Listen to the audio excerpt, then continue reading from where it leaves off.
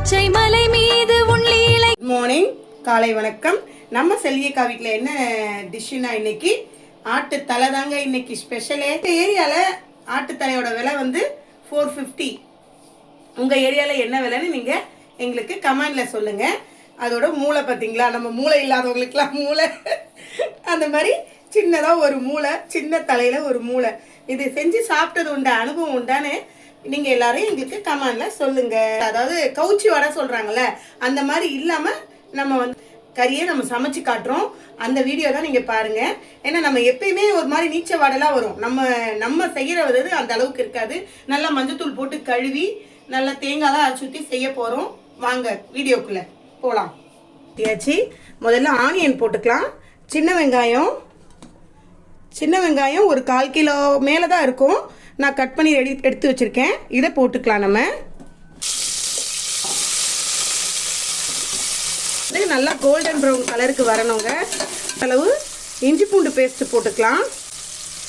நல்லா ஆனியன். இந்த பக்கம் என்ன பண்ண போகிறோன்னா எல்லாத்தையும் வறுத்துக்க போகிறோம். மிளகு 1 கப்பு, அதாவது 1 கப்பில் சும்மா 1 ஸ்பூனு, ஜீரகம் 1 ஸ்பூனு, முந்திரி ஒரு 20 கிட்ட எடுத்துருக்கோம். கசகசா போடணும். இதை நல்லா வறுத்து எடுத்துக்கலாம். இது கொஞ்சம் கலர் வர அளவுக்கு வறுத்து எடுத்துக்கணும். இதெல்லாம் போட்டு நம்ம வறுத்து அரைச்சி போடணும். தேங்காயெல்லாம் கலந்து இதை முதல்ல எடுத்துக்கிட்டோம். அதையும் போட்டுக்கலாம். தேங்காய் எடுத்துருக்கோம். தேங்காவையும் நல்லா ஒரு கலர் ஓரளவுக்கு கலர் சேஞ்ச் ஆகணும். பார்த்தீங்கன்னா நல்லா கோல்டன் ப்ரௌன் கலருக்கு வந்துருச்சு. நம்ம என்ன பண்ணிக்கலாம், தக்காளி தேவைக்கு ஆட் பண்ணிக்கலாம். ஒரு 2 தக்காளி தாங்க. இதை நம்ம ஆட் பண்ணிக்கலாம்.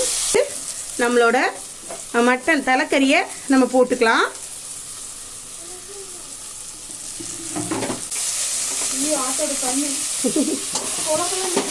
அப்படிதான் தூள் போட்டு 2 வாட்டி நான் வாஷ் பண்ணியிருக்கேங்க.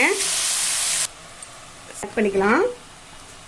இது எண்ணெய் ஆயில் பிரிஞ்சு வர அளவுக்கு வந்துருச்சு பார்த்தீங்களா.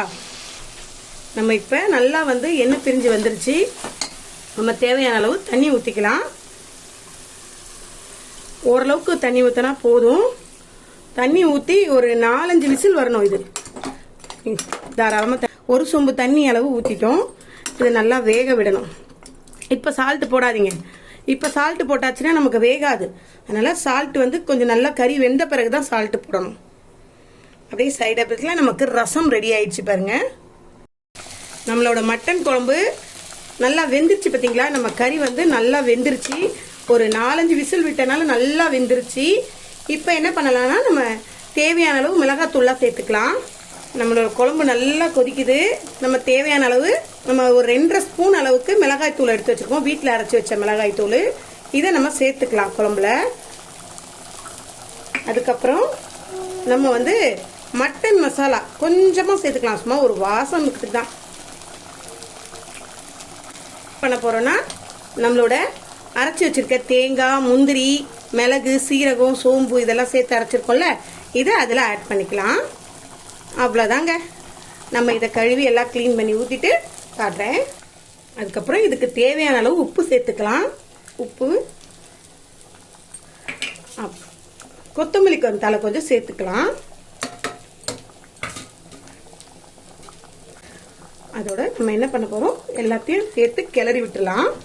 நம்மளா ஒரு கலக்கு, இப்படி ஒரு கலக்கு, அப்படி ஒரு கலக்கு. நம்ம செல்வியக்கா ஸ்டைலில் ஒரு பெரட்டி எடுத்துட வேண்டியதான்.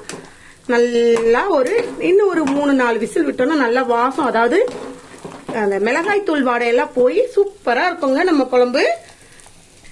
அப்படியே குக்கரை மூடி வச்சு இன்னும் ஒரு 2 விசில் வர வச்சிடலாம்.